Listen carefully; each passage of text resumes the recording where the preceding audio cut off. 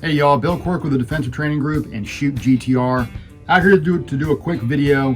One of the things that I get asked in class a lot that we talk about is the idea of stock guns versus custom guns.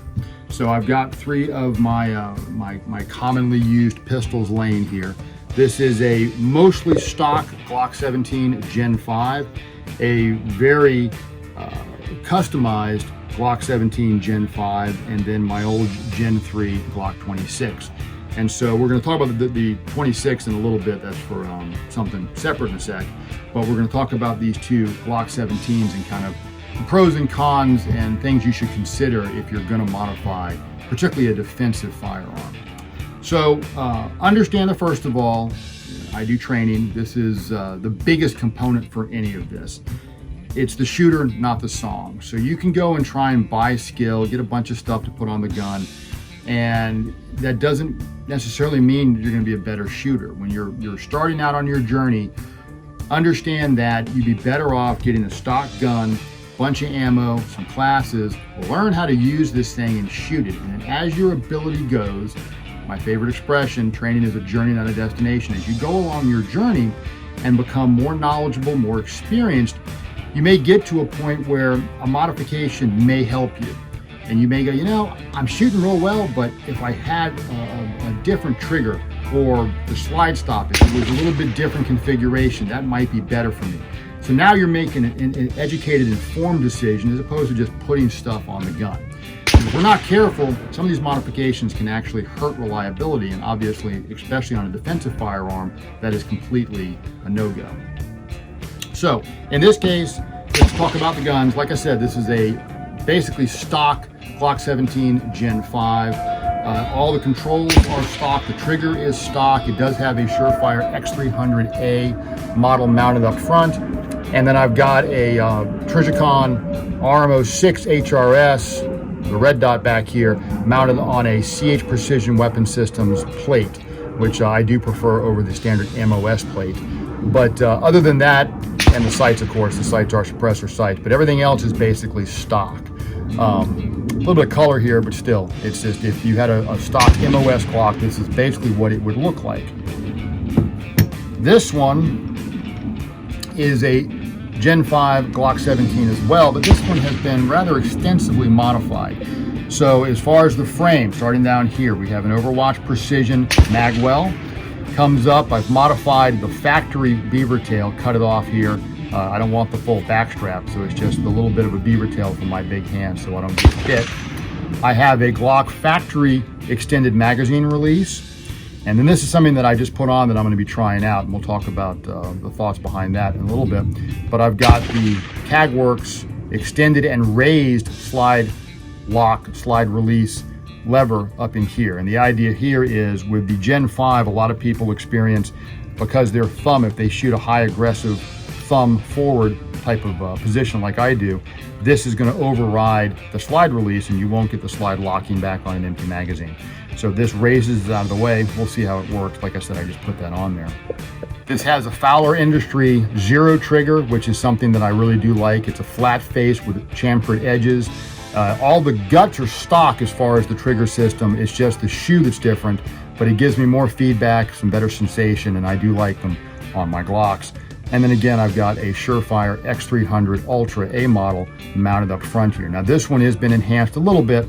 We've got Philster arc switches.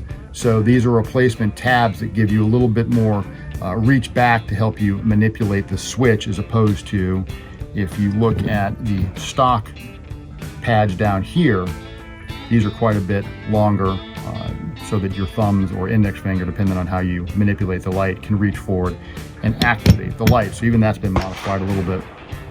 The frame itself has been reworked and stippled by Great Lakes Custom Works up in Michigan, and they do a phenomenal job. This is traditional medium is the texture here.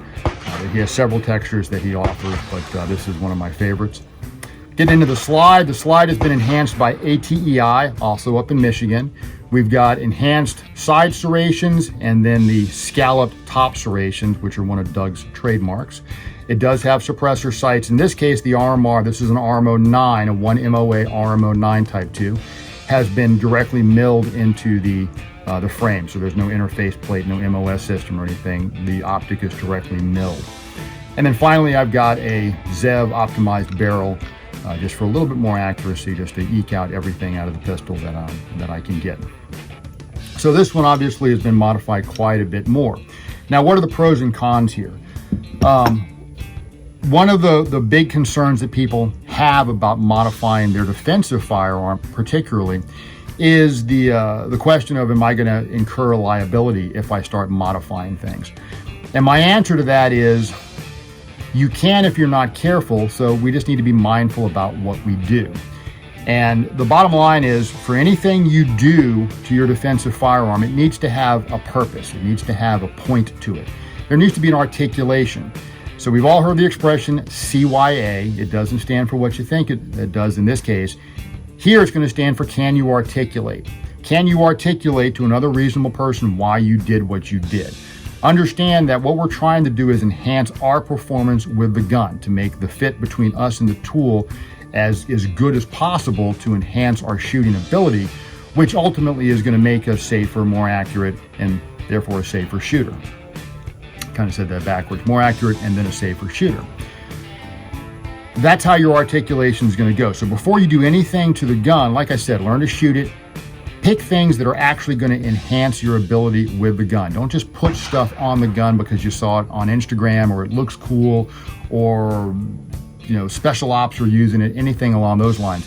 The modifications that we make need to have a purpose. We need to have an articulation. So in the case of the barrel, why did you put a barrel in there? Well, it gives me a little bit more accuracy, a little bit more precision, makes me a safer shooter. Why did you modify the trigger? That's a big one that people worry about. Like I said, the guts are all stock. It's just a different shoe in this particular case. And my answer is going to be, well, the flat face shoe gives me more feedback, makes me more precise, more accurate, and therefore a safer shooter. Why'd you put an optic on there? It gives me more precision, makes me more accurate, therefore a safer shooter. So you see how the articulation goes in all those cases, leading to a specific point, something that I can clearly explain to another person. It's not like, well, I thought it looked cool. Okay, that's not really what we want. When you start modifying your defensive firearm, the fact of the matter is the manufacturers know what they're doing. And it's not uncommon for a box stock weapon to be very, very reliable when we start putting stuff on it and we see that reliability suffer to some degree.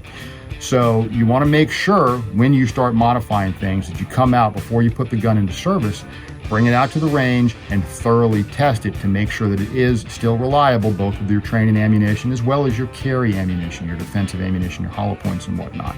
Make sure that you haven't modified the frame, that there's not some pressure point now where magazines won't drop free or you can't insert them.